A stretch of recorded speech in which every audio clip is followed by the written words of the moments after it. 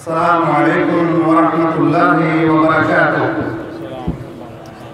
الحمد لله رب العالمين والعاقبة للمتقين ولا عدوان إلا على الظالمين، والصلاة والسلام على سيدنا محمد وعلى آله وصحبه أجمعين.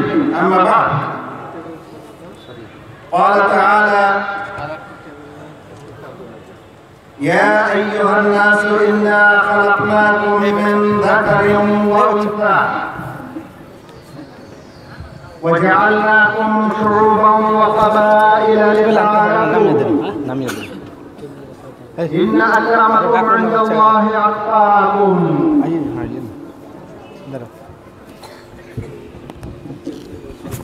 فضيلة شيخنا الأستاذ المحترم الناظم الأعلى ऐसे ही खाली रखें। ठीक है हाँ जगह अच्छा रहता है। जमीयत अहल हिंद चलिए लीजिए चादर। المركزية ورفقاؤه और المحترمون नया चादर लाने के लिए कहिए। फिर चादर نيابة عن هذه المنطقة وأهليها نرحب بكم ونقدر جهودكم ونشكركم على هذه البقعة البنغالية وفي الأرض البنغال، فباركم الله وجزاكم الله خيرا عنا أحسن الجزاء. সম্মানিত এই আরেকটা চাদর মহফিলের সভাপতি সাহেব, উপস্থিত সুযোগ্য ওলামায়ে কেরাম, চাদর সম্মানিত উপস্থিতি, আমি আজ আনন্দিত যে জীবনের প্রথম পড়াশোনাটা এই কেদারা থেকে শুরু করেছিলাম।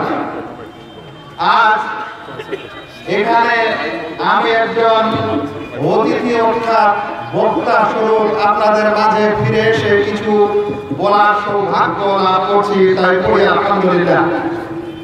তারপরে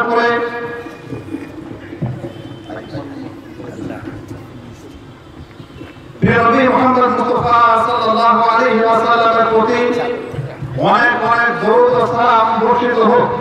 আল্লাহুম্মা সাল্লি আলাইহি আল্লাহুম্মা বারিক আলাইহি। আশা করি আপনারা এখন শান্তিতে নিঃশ্বাস নিচ্ছেন, কারণ আপনাদের মাঝে প্রধান অতিথি এবং আমাদের নাজেমে আলা সহ কেন্দ্রীয় প্রদেশের ওলামায়ে কেরাম উপস্থিত হয়েছেন এবং আলোচনা ভালো করে শুরু হতে যাচ্ছে। তাই খুব বিচলিত না হয়ে আপনারা ধৈর্য সহকারে আলোচনা শোনার চেষ্টা করবেন, এই কামনা করছি। কারণ মাঝে মাঝে আমিও ডিস্টার্ব হয়ে যাচ্ছি, কি করি আর কোন দিকে কথা শুরু করি। তাই সব বাদ দিয়ে আমি আমার আলোচনা শুরু করতে যাই। সম্মানিত ইসলাম প্রিয় বন্ধুগণ, আমার আজকের আলোচনার বিষয় হচ্ছে জাতীয়তাবাদ এবং ইসলাম। এই জাতীয়তাবাদ কি, জাতীয়তাবাদ কাকে বলে, ইসলামের সাথে সম্পর্ক সংঘর্ষ কি, এ সম্পর্কে আমার আজকের আলোচনার বিষয়। প্রথমত মনে রাখা উচিত যে জাতীয়তাবাদ যেটাকে আমরা বাংলায় বলছি, সেটাকে আরবিতে আল-কওমিয়্যা বলা হয়, ইংলিশে ন্যাশনালিজম বলা হয়। বাংলার অভিধানে এর শব্দগত অর্থ দেখলে দেখা যায় তারা লিখছে স্বজাতির প্রীতি, তারা লিখছে জাতিভিত্তিক স্বজন প্রীতি, তারা লিখছে স্বাদেশিকতা। একেই জাতীয়তাবাদের আবিধানিক অর্থ বলা যেতে পারে। জাতীয়তাবাদের তথা কওমিয়াতের পারিভাষিক অর্থ যদি বোঝা যায়, তাহলে আমার কাছে ব্রিটানিকা বিশ্বকোষ, তাতে জাতীয়তাবাদের যে সংজ্ঞা দেওয়া হয়েছে সেই সংজ্ঞা আপনাদের কাছে তুলে ধরি। তিনি বলছেন, জাতীয়তাবাদ মনের এমন একটি অবস্থা যেখানে সমাজের সবাই কিংবা অন্ততপক্ষে বৃহত্তর সংখ্যাগরিষ্ঠ মানুষ মনে করে ধর্ম বর্ণ নির্বিশেষে প্রত্যেক জাতি রাষ্ট্রের প্রতি সর্বোচ্চ অনুগত থাকাকেই জাতীয়তাবাদ বলে। বাংলা উইকিপিডিয়ায় লেখা হচ্ছে, জাতীয়তাবাদ একটি আদর্শ যেখানে জাতিকে মানব সমাজের কেন্দ্রীয় অবস্থানে স্থাপন করা হয় এবং অন্যান্য সামাজিক ও রাজনৈতিক আদর্শকে জাতিগত আদর্শের উপরে স্থান দেওয়া হয়। এই সংজ্ঞা সারাংশস্বরূপ বলা যেতে পারে যে জাতীয়তাবাদ হচ্ছে যেখানে জাতিকে প্রাধান্য দেওয়া হয়, যেখানে জাতি হওয়ার কারণে জাতিকে প্রাধান্য দেওয়া হয়। ভালোবাসা এবং শত্রুতা, আল ওয়ালা ওয়াল বারা, এই ভালোবাসা ও শত্রুতার মাপদণ্ড জাতিকে বলা হয়, তাকেই জাতীয়তাবাদ বলে। অথচ এটা জাতীয়তাবাদের ব্যাপক অর্থ। তবে জাতীয়তাবাদের যদি আরো কিছু সংকুচিত করতে চান তাহলে দেখা যাবে যে যদি কোনো মানুষ যেমন নিজের জাতিকে প্রাধান্য দিয়ে জাতীয়তাবাদী হতে পারে, ঠিক তেমনি তার ভাষাগত কারণেও জাতীয়তাবাদ সৃষ্টি হতে পারে। তাই বলা যেতে পারে যদি কোনো মানুষ বাংলা ভাষাকে নিজের ভালোবাসা ও শত্রুতার মাপকাঠি মনে করে তাহলে তাকে বলা যেতে পারে বাঙালি জাতীয়তাবাদ। যদি কোনো মানুষ কোন দেশকে প্রাধান্য দিয়ে নিজেকে সেই দেশের নাগরিক তথা আরো কিছু মনে করে সেই দেশটাকে ভালোবাসার বন্ধুত্ব শত্রুতার মাপকাঠি মনে করে তাহলে তাকে বলা যেতে পারে দেশীয় জাতীয়তাবাদ। যেমন ফরাসি জাতীয়তাবাদ হতে পারে, যেমন ইসরায়েলি জাতীয়তাবাদ হতে পারে, যেমন আরবি জাতীয়তাবাদ হতে পারে। ভাইরা, এটা মনে করবেন না যে এই জাতীয়তাবাদ খুবই ছোট জিনিস, এটা খুবই বড় জিনিস। যে জাতীয়তাবাদ জাতিকে কেন্দ্র করে ইহুদিরা গর্ব করে, জুডিজম এবং এই সম্প্রদায় এমন বেশি অহংকারী যে তারা বলে থাকে আমরা নাহনু আবনাউল্লাহি ওয়া আহিব্বাহু, আমরা হচ্ছি আল্লাহর সন্তান এবং আমরা হচ্ছি তার সবচেয়ে নিকটতম এবং তাদের খুবই প্রিয় মানুষ। বাকি দুনিয়ার মানুষেরা হচ্ছে উম্মি, এরা হচ্ছে অজ্ঞ, এরা হচ্ছে মূর্খ। আর এই উম্মিরা আমাদের মতো না, কারণ আমরা হচ্ছি আবনাউল্লাহি ওয়া আহিব্বাহু। এই জাতীয়তাবাদ ইহুদিদের মধ্যে রয়েছে। আমরা বর্ণগত জাতীয়তাবাদের সন্ধান পেতে পারি যখন আমরা আমেরিকার মতো সভ্যতা বা সুসভ্য রাষ্ট্রের মধ্যে তর্ক বিতর্ক দেখি। পত্রিকার হেডলাইন যখন তাদের সেই খবরগুলি প্রকাশ করে যে শ্বেতাঙ্গ ও সাদাঙ্গ, অর্থাৎ কালা বর্ণ এবং সাদা বর্ণ নিয়ে তর্ক হচ্ছে, তখন সেটা একটা জাতীয়তাবাদের প্রকাশ। ভাইরা, মানুষ উঁচু বর্ণ, নিম্ন বর্ণ, উঁচু শ্রেণী ও নিম্ন শ্রেণীর বিভক্ত হয়েও জাতীয়তাবাদে পরিণত হতে পারে। যেমন ব্রাহ্মণবাদ, শূদ্রবাদ, ক্ষত্রিয়বাদ, এটাও কিন্তু জাতীয়তাবাদেরই একটি অংশ। যদি আমরা এই জাতীয়তাবাদকে জাতীয় স্তরে বোঝার চেষ্টা করি তাহলে মনে রাখবেন আঞ্চলিক স্তরেও জাতীয়তাবাদের অবস্থান আছে, অবকাশ আছে। একজন মুসলিম সম্প্রদায়ের মধ্যে যদি কেউ নিজেকে বলে আমি খান, অন্য যদি বলে আমি পাঠান, নিজেকে কেউ যদি বলে আমি শেরশাহবাদী, অন্যকে কেউ যদি বলে আমি বাঙাল, নিজেকে কেউ যদি বলে যে আমি আনসারি ও জোলা আর অমুক খট্টা, তাহলে এটা জাতীয়তাবাদেরই একটা প্রকাশ ও প্রতিচ্ছবি। যে জিনিসগুলি আমাদের সমাজে এখনো আমরা দেখি এবং মানুষকে গর্ব করতে শুনি যে আমি অমুক কমিউনিটি থেকে বিলং করি। মনে রাখবেন আজকে বর্তমান এই পশ্চিম বাংলা তথা ভারতবর্ষের সমাজে যখন মানুষকে শিডিউল কাস্ট ও শিডিউল ট্রাইব তথা ওবিসি শ্রেণীতে বিভক্ত করা হচ্ছে, এগুলো কিন্তু জাতীয়তাবাদেরই একটা প্রকাশ ও বহিঃপ্রকাশ। যদি কোনো মানুষ এই জাতীয়তাবাদকে নিজের ভালো মন্দ তথা বন্ধুত্ব ও শত্রুতার মাপকাঠি তৈরি করে নেয় তাহলে তখন ভাবতে হবে এ হচ্ছে জাতীয়তাবাদী। ভাইরা, আমি এই দিকে না গিয়ে আমি হয়তো আপনাদেরকে বোঝাতে সক্ষম হয়েছি যে জাতীয়তাবাদ জিনিসটা কি। সময় অল্প, ওলামায়ে কেরাম বহু এখানে মজুদ, আধা ঘন্টার মধ্যে আলোচনা শেষ করতে হবে।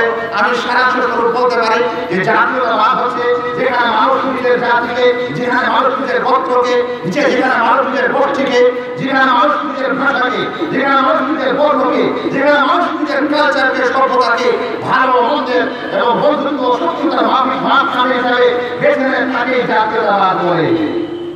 কিন্তু ইসলাম হচ্ছে আল ইসতিসলাম লিল্লাহি বিত তাওহীদ ওয়াল ইনকিয়াদ লাহু বিত তাআহ। ইসলাম হচ্ছে তাওহীদকে মেনে নিয়ে আল্লাহ রাব্বুল আলামিনের আনুগত্য করা এবং তার কাছে নিজেকে সমর্পণ করে দেওয়ার নামই হচ্ছে ইসলাম। ইসলাম হচ্ছে জগতের সকল মানুষ এই বিশ্বাসী হবে যে একমাত্র মহান আল্লাহ, তিনি হচ্ছেন আমাদের মাবুদ, সত্য মাবুদ, সত্য উপাস্য, তিনি একমাত্র আল ইলাহ আল হাকিকি। আর পৃথিবীর জগতের সকল মানুষ হচ্ছে আবেদ, উপাসক, উপাসনা নাই। আর এই বন্ধনে আবদ্ধ হবে সারা পৃথিবী। যে পৃথিবীর যেখানে যে স্থানে মানুষ বসবাস করছে না কেন, সে যদি আজ ইউরোপে বসবাস করে তাও, সে যদি আজ আমেরিকায় বসবাস করে তাও, সে যদি আজ এশিয়ার কোনো স্থানে বসবাস করে তাও, সে যদি পৃথিবীর যে কোনো স্থানের আনাচে কানাচে বসবাসকারী হোক না কেন, যে কোনো গোত্র বর্ণের সাথে তার সম্পর্ক হোক না কেন, সে হচ্ছে আল্লাহ তাআলার বান্দা। আর এই বান্দা একমাত্র আল্লাহ রাব্বুল আলামিনের ইবাদত করবে। এটাই হচ্ছে ইসলামের দর্শন, এটাই হচ্ছে ইসলামের দর্শন, এটাই হচ্ছে ইসলামের কথা। আর এখানে হবে আব্দ ও মাবুদ, একজন বান্দা আর একজন হচ্ছে উপাস্য বা উপাসনার হকদার মাত্র। মনে রাখা উচিত এই উদ্দেশ্যে আল্লাহ রাব্বুল আলামিন সারা জগৎকে তৈরি করেছেন, জিন ও ইনসানকে তৈরি করেছেন যে মানুষ একমাত্র আল্লাহর ইবাদত করবে। তাই বিভিন্ন আয়াতে আল্লাহ রাব্বুল আলামিন বারংবার ঘোষণা দিয়ে গেছেন, ওয়া মা খালাকুল জিন্না ওয়াল ইনসা ইল্লা লিয়াবুদুন, আমি জিন ও ইনসানকে একমাত্র আমার ইবাদতের উদ্দেশ্যে সৃষ্টি করেছি। তাই আমরা জগতের সকল মানুষ হচ্ছে ইবাদতকারী, আর যার ইবাদত করব তিনি হচ্ছেন মাবুদ, আর তারই ইবাদত করতে হবে। যতদিন এই সিস্টেম পৃথিবীতে থাকবে ততদিন এই পৃথিবী থাকবে। যেদিন পৃথিবীতে আল্লাহু আকবার, লা ইলাহা ইল্লাল্লাহ, অন্য হাদিসের মধ্যে আল্লাহ আল্লাহ বলার মানুষ থাকবে না, তখনই কিয়ামত আসবে। কারণ যে উদ্দেশ্যে পৃথিবীর সৃষ্টি হয়েছে সেই উদ্দেশ্য যেদিন শেষ হয়ে যাবে, ওই আর পৃথিবী থাকার কোনো মানে হয় না। ভাইরা, আমরা যদি ইসলামের এই আদর্শ হলো জাতীয়তাবাদের মাফহুম তথা তার ব্যাখ্যা বুঝতে পেরেছি, তাহলে এখন জানবো যে জাতীয়তাবাদ এবং ইসলামের মধ্যে সংঘর্ষ কোথায়। না, সংঘর্ষ নেই। জাতীয়তাবাদ এর বিরাট সংঘর্ষ রয়েছে ইসলামের সাথে।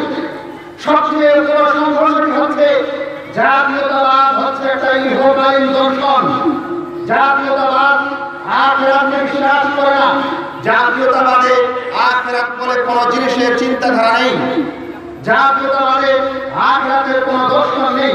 জাতীয়তাবাদ ফুললি হচ্ছে এই দুনিয়া তথা পার্থিব বিষয়। আর ইসলাম কি দুনিয়াকে প্রাধান্য দেয়?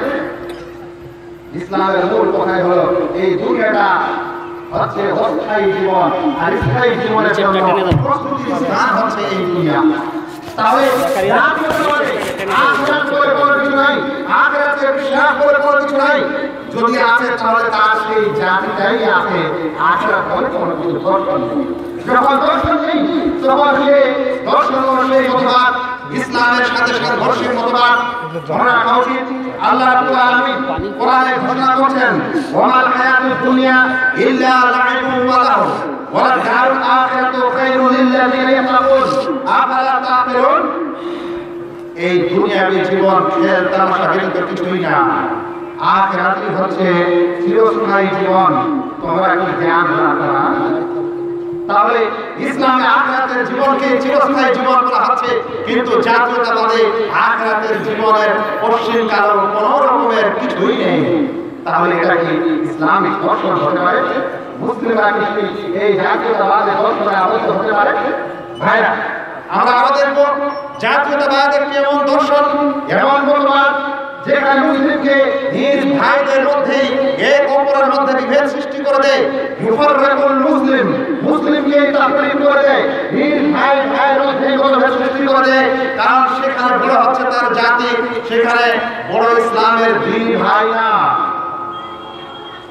দ্বীনি ভাই বলে তাদের কিছু নাই, তাদের যদি আছে তাহলে তার কর্ম জাতি আছে, তার রং ও বর্ণ আছে, সেটার মাধ্যমে সে ভালোবাসা, বন্ধুত্ব, শত্রুতার মাপকাঠি আবিষ্কার করে। কিন্তু ইসলামিক ভ্রাতৃত্ব বলে তাদের কিছুই পাওয়া যায় না। কিন্তু মনে রাখবেন, আল্লাহ রাব্বুল আলামিন কোরআনে বলেন, ওয়াতাসিমু বিহাবলিল্লাহি জামিআন ওয়া লা তাফাররাকু, তোমরা আল্লাহর রশিকে মজবুত করে ধরো এবং কখনো দলে দলে বিভক্ত হও না। কিন্তু এই জাতীয়তাবাদ ভাই ভাইয়ের মধ্যে বিভক্তি শিখায়। ভাইরা, আল্লাহ রাসূল সাল্লাল্লাহু আলাইহি ওয়াসাল্লাম বলেন, মাসালুল মুমিনি ফি তাওয়াদ্দুহিম ওয়া তারাহুমিহিম কামাসালিল জাসাদিল ওয়াহিদ ইযা ইশতাকা মিনহু উদুন তাদাআ লাহু সাইরুল জাসাদি বিস-সাহরি ওয়াল হুম্মা। মুমিনের অংশ, মুমিনের উদাহরণ আপসে ভ্রাতৃত্ব এবং বন্ধুত্বের ব্যাপারে এরকমই। যখন তার শরীরের কোনো একটি অঙ্গ অসুস্থ হয়, তো যেমন সারা শরীরটা ব্যথা পায়, ঠিক মুমিনের কোথাও যদি কষ্ট হয় তাহলে মুমিনকে কষ্ট লাগে। কিন্তু জাতীয়তাবাদে মুমিন ইসলামে দ্বীনি ভাই বলে কিছু নেই। যদি আসে তাহলে তারা আর জাতিকে চেনে, অন্যকে চেনে না।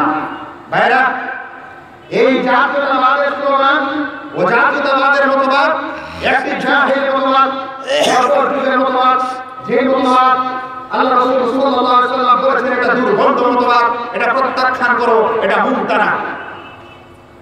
আল্লাহ রাসূল সাল্লাল্লাহু আলাইহি ওয়াসাল্লাম যখন গাজওয়ায়ে বানি মুসতালিক থেকে ফেরত আসেন, সেই সময় একজন মুহাজিরের কোন বাচ্চা, কোন ছেলে, কোন যুবক আনসারের কোন যুবককে একটা ঘুষি মেরে দেয়। তর্ক হয়, বিভেদ সৃষ্টি হওয়ার পর তখন এই আনসার গোত্রের লোকটি, বা বলতে পারেন সেই সাহাবী বালকটি, এই বলে ডাক দিল, ইয়া আলাল মুহাজির ইয়া আলাল আনসার। আর মুহাজির ডাক দিল, ইয়া আলাল আনসার, হে আনসার সম্প্রদায়। আরেকজন বলল মুহাজির গোত্রের সেই বালকটি, হে মুহাজির সম্প্রদায়। যখন সে নিজের সম্প্রদায়, নিজের গোষ্ঠীর নাম পূরণ করে ডাক দিল, আল্লাহ রাসূল সাল্লাল্লাহু আলাইহি ওয়াসাল্লাম সময়ের পর বলছেন যেটা কি হচ্ছে, মা বালু দাওয়াল জাহেলিয়া, কি ব্যাপার, জাহেল যুগের স্লোগান কি হচ্ছে, কি ধরনের ভরপুর যুগের স্লোগান তোমরা শুরু করেছো, অথচ আমি এখন তোমাদের মাঝে জীবিত আছি। মনে রাখবেন, আল্লাহ রাসূল ঘটনা শোনার পর বললেন, দাউহা ফাইন্নাহা মুনতারা, এই দাবি, এই স্লোগান ছেড়ে দাও, কারণ এটা হচ্ছে দুর্গন্ধ স্লোগান, এর দ্বারা কোনো লাভ নেই, ক্ষতি ছাড়া। হাদিসটিকে ইমাম বুখারী ও মুসলিম জাবের রাদিয়াল্লাহু তাআলা থেকে বর্ণনা করেছেন। ভাইরা, এই জাতীয়তাবাদ ধ্বংস করার জন্যই প্রিয় নবী মুহাম্মদ মুস্তাফা সাল্লাল্লাহু আলাইহি ওয়াসাল্লামের এই হাদিস আমাদেরকে খুবই সুন্দর করে মনে রাখা উচিত। তিনি বলছেন, লা ফাদলা লি আরাবিয়্যিন আলা আজামি ইল্লা বিত্তাকওয়া। কোন আরবি গোষ্ঠী সম্মানিত হতে পারে না কোন আজনবী আজামি গোষ্ঠীর থেকে। তাদের শ্রেষ্ঠত্ব নেই কোন আজামি গোষ্ঠীর উপর, ইল্লা বিত্তাকওয়া, তাকওয়া ব্যতীত।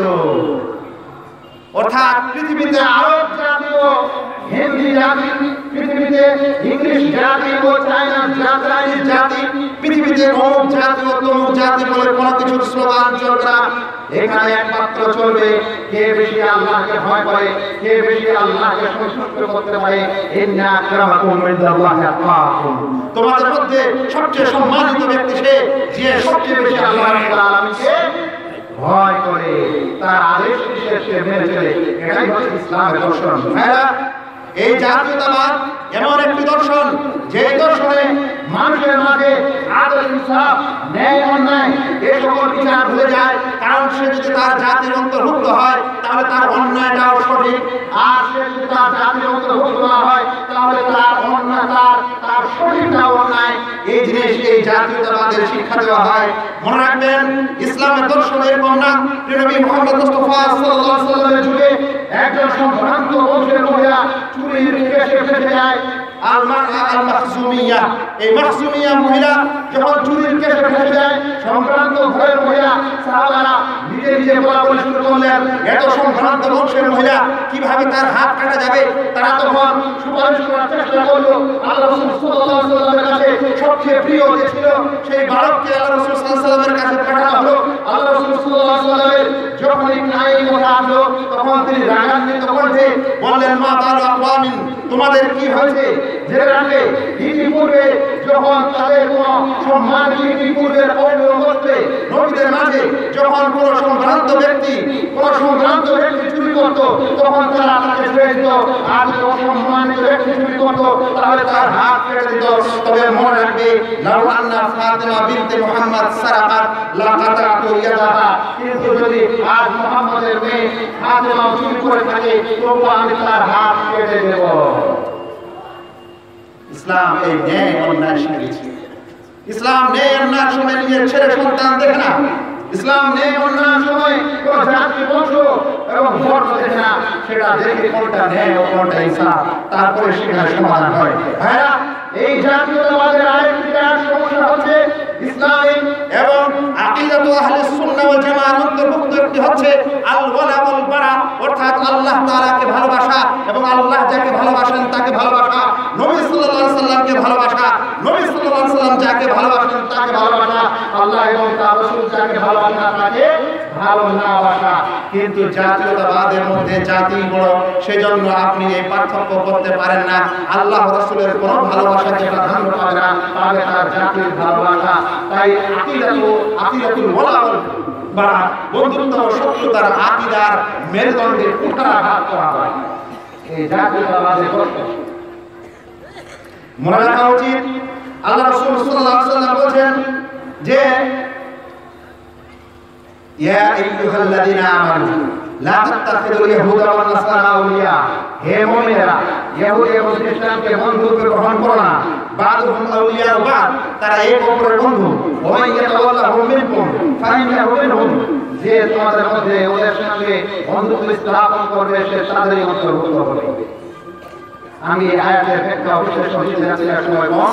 এর ব্যাখ্যা বিশ্লেষণ অনেক আছে, এটুকুই আমাদের জন্য যথেষ্ট। মনে রাখা উচিত ভাইরা, আমি যখন আলোচনা এই জাতীয়তাবাদ নিয়ে করছি তখন হয়তো আমাদের হিন্দুস্তানের সমাজের অনেক মুসলিম ভাইয়ের মনে এই প্রশ্ন আসতে পারে যে মুসলিম ও ইসলাম যেহেতু জাতীয়তাবাদকে বিশ্বাস করে না, তাহলে এর মানে হয়তো দাঁড়ায় যে এরা ইসলাম ছাড়া অন্য জাতিকে সম্মানই করে না, মান্যতাই দেয় না। এই বিশ্বাস ওই ধারণা আমাদের মুসলিম ভাইদের মধ্যে আসতে পারে। ভাইরা মনে রাখবেন, ইসলাম এই ও জাতীয়তাবাদের ডাক দিয়ে বলে ইসলাম চায়, ইসলামের দর্শন হলো যে পৃথিবীর সকল মানুষ একমাত্র আবিদ হবে, ইবাদতকারী হবে, মহান রব্বুল আলামিনের ইবাদত করবে, তিনি ব্যতীত কারো ইবাদত করবে না। এটাই হলো ইসলামের দর্শন। কিন্তু যদি কোনো মানুষ এখন এই দর্শন না আসে এবং মুসলিম সমাজে বসবাস করতে চায়, মুসলিম রাজত্বে বসবাস করতে চায়, মুসলিম দেশে বসবাস করতে চায়, তাহলে তার জন্য ইসলাম যে বিরাট শত্রুতা করেছে তা না, বরং চরম অন্যায় না করে চরম ন্যায় করেছে। এবং ইসলাম এরকম লোক যারা ইসলামের আন্ডারে এবং ইসলামিক সভ্যতায় তথা ইসলামিক দেশে বসবাস করবে, সে যদি মুসলিম হয় তাহলে তার উপর অত্যাচার করা যাবে না, তার মাল নষ্ট করা যাবে না, তাকে হত্যা করা যাবে না। যদি কোনো মানুষ এরকম মুসলিম দেশে বসবাস করে কোনো মানুষকে হত্যা করে কিংবা তার সম্পর্কে, তার মাল ধন সম্পর্কে ইজ্জত লুণ্ঠন করে, তাহলে তার সম্পর্কে হাদিসটি শুনুন। তবে মনে রাখবেন, একটি মুসলিম দেশে বসবাসকারী তিন ধরনের মুসলিম হতে পারে। একজনকে বলা হয় আযিম্মি মুখাত আহলুল জিম্মা, আরেকজনকে বলা হয় আল মুস্তামিন, আরেকজনকে বলা হয় মুস্তামিন, আর একজনের নাম আপাতত মনে আসছে না। এই তিন প্রকার লোক আহলুল আহদ, এই তিন প্রকার লোক একটি মুসলিম দেশে বসবাস করতে পারে এবং প্রত্যেকের জন্য আলাদা আলাদা বিধান আছে। আহলুল জিম্মাহ যারা স্থায়ীভাবে মুসলিম দেশে বসবাস করবে, আর এদের হক অন্যান্য চাইতে অনেক বেশি। যদি সে আহলুল মুস্তামিন হয় অর্থাৎ আহলুল আহদ হয়, বিশেষ চুক্তিতে সেই মুসলিম দেশে এসেছে, অর্থাৎ কিছু সময়ের জন্য সেই মুসলিম দেশে ব্যবসা বাণিজ্য করার জন্য এসেছে, আর কূটনৈতিক সম্পর্কের জন্য এসেছে, অ্যাম্বাসেডর হিসাবে এসেছে, আর ইত্যাদি কারণে এসেছে, তাহলে এরকম মুসলিম দেশ সেই সেই অমুসলিমের সুরক্ষা করতে, হেফাজত করতে বাধ্য।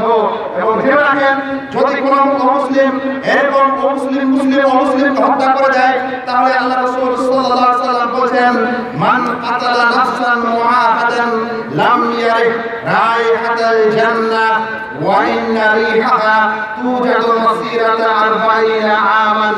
যদি কোনো মানুষ কোনো মুআহাদকে, অর্থাৎ এমন মুসলিমকে যে মুসলিম দেশে বিশেষ চুক্তিতে সেখানে বসবাস করছে, তাকে যদি হত্যা করে, তাহলে সে জান্নাতের সুগন্ধিটাও পাবে না। সেজন্য আতঙ্কের কিছু না। যদি কোনো মুসলিম ভাইয়ের মনে এটা আসে ইসলামে জাতীয়তাবাদ বলে কিছু নেই বলে আমাদেরকে এরা লক্ষ্যই করে না, তো আমরা বলবো ইসলাম জাতীয়তাবাদের ডাক দেয় না, কারণ সকলকে এক হতে বলে, আল্লাহর ইবাদত করতে বলে, এই দর্শনে আসতে বলে। কিন্তু যতক্ষণ কোনো মানুষ এই দর্শনে আবদ্ধ না হয়, ততক্ষণ পর্যন্ত তার জান ও মালের সুরক্ষা ইসলাম দিয়েছে। আমি আমার পয়েন্টের শেষ দিকে যে পয়েন্টটি হচ্ছে এই যে কোন মানুষ বলতেই পারে ইসলামে যেহেতু জাতীয়তাবাদ নেই, তাহলে মনে হয় এরা দেশকে ভালোবাসতে জানে না, আর এরা দেশকে ভালোবাসে না। এই সংশয়টা বর্তমান যুগের অনেক মিডিয়ার এবং সরকারের তথা বিভিন্ন গোয়েন্দা বাহিনীর রয়েছে যে আজ মুসলিম মধ্যে জাতীয়তাবাদ নেই, সে কারণে তারা দেশকে হয়তো ভালোবাসে না ও বাঁচতে পারে না। সে কারণে সামান্য কথাই দেশদ্রোহিতা ইত্যাদির অপবাদ আমাদেরকে দেওয়া হয়, জেনে বা না জেনে। মনে রাখবেন, ইসলাম দেশকে অপছন্দ করতে বলেনি। দেশের ভালোবাসা কি ইসলাম নিজের নেচার, তাবিয়াত তথা প্রকৃতিগত ভালোবাসা বলে বিশ্বাস করে। যেমন প্রকৃতিগত ভাবে একজন মানুষ তার নিজের জীবনকে ভালোবাসে, যেমন প্রকৃতিগত ভাবে একজন মানুষ তার পিতা মাতাকে ভালোবাসে, যেমন প্রকৃতিগত ভাবে কোনো মানুষ তার ভাই বোনকে ভালোবাসে, যেমন প্রকৃতিগত ভাবে মানুষ এমনকি তার বাড়িতে একটা জীব জন্তু যদি বসে তাহলে তাকেও ভালোবাসে, ঠিক যেমন ইসলাম তার দেশের এবং তার সেই ভূখণ্ডের ন্যাচুরালগত প্রকৃতিগত ভালোবাসাকে স্বীকার করে। আর এই প্রকৃতিগত ভালোবাসায় কোনোদিন কোনো মানুষ অন্যকে অংশীদার করে না। তাই একজন দেশের মানুষ সে পৃথিবীর যতই সুন্দর দেশে যাক না কেন, তার মনটা সবসময় নিজের দেশের দিকে টাঙায় থাকে। মনে রাখবেন, এই বিষয়ে একটি জয়ী তথা মওযূ হাদিস বর্ণিত হয়েছে, যে হাদিসের অবকাশ ইসলামে নেই, যেখানে বলা হয়েছে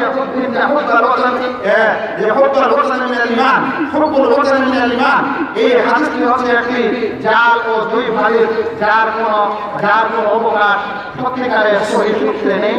তবে একথা মনে রাখা উচিত যে আল্লাহ রাসূল সাল্লাল্লাহু আলাইহি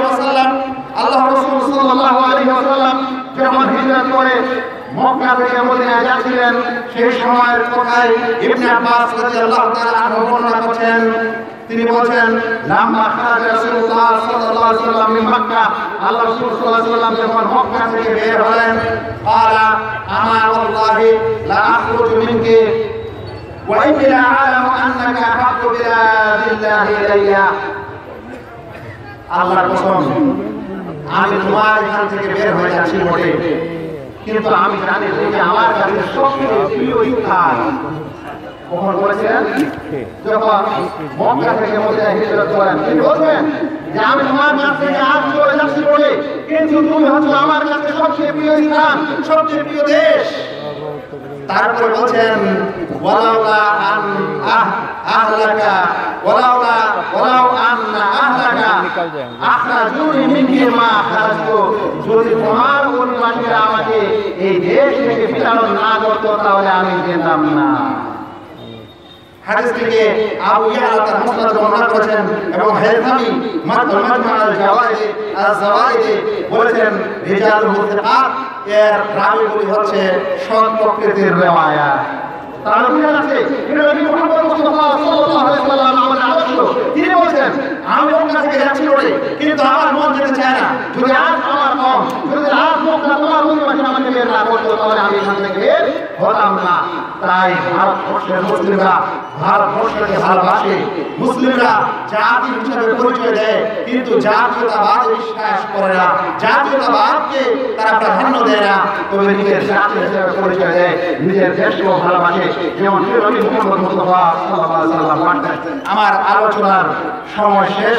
আল্লাহ তাআলার কাছে দোয়া করি, আল্লাহ যেন আমাদের প্রত্যেক ভাইকে সত্যিকারে একজন ভালো মুসলিম হয়ে জীবন যাপন করার তৌফিক দান করেন এবং মুসলিম হয়ে কখনোই ইসলামিক ভ্রাতৃত্ব ছাড়া কোনো বর্ণকে, কোনো জাতিকে, কোনো জাতপাতকে, কোনো গোষ্ঠীকে, কোনো গোত্রবাদকে ইত্যাদিকে কখনো যেন প্রশ্রয় ও আশ্রয় না দেন। আল্লাহ তাআলার কাছে দোয়া করি, আল্লাহ যেন আমাদের এই আলোচনা শুনে তার প্রতি আমল করার তৌফিক দান করেন। আমিন। ওয়া মা আলাইনা ইল্লাল বালাগ। আসসালামু আলাইকুম ওয়া রাহমাতুল্লাহি ওয়া বারাকাতুহু।